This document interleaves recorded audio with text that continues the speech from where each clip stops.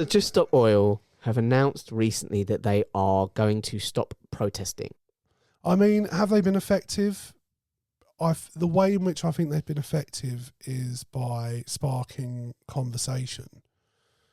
I don't think they were very good at being relatable. No. They targeted the wrong people. Yeah, and I don't think they had a very good PR machine behind them, which isn't surprising. It wasn't a large organisation with deep, deep pockets. It was regular people. Who are activists. They're not necessarily concerned with the image. They're concerned with the cause. Yeah. But what about this as an argument, just playing devil's advocate? Yep. Do you think that the conversations that have been sparked from them have not been about the issues of oil, but have been about them and their actions? Yeah, they have, mainly. And that's possibly the problem. In my opinion, that is the problem. That has been. I think if you actually look at the things they did, the only one I really have an issue with was like blocking the motorway and things like that.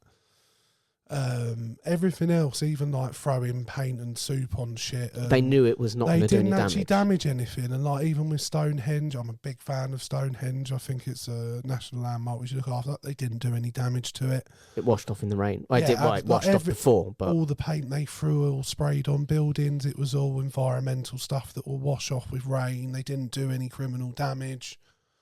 I think that they probably weren't good enough on the PR side. They should have had someone really well media trained going on every show and TV show, radio show possible. And would it not be, and again, I'm just playing the devil's advocate, would you not think, if it were you and I, of course, I'd think we're just going to be attacked, we're going on there to be villainised. Yeah. And it's going to be almost impossible for us to turn that image around. Before I would have agreed with you, but having watched a lot of, and I know I talk about him almost every single week, Gary Stevenson, he's gone on to Piers Morgan and things like that, where everyone, and on Question Time and things like that, where everyone is against what he's saying.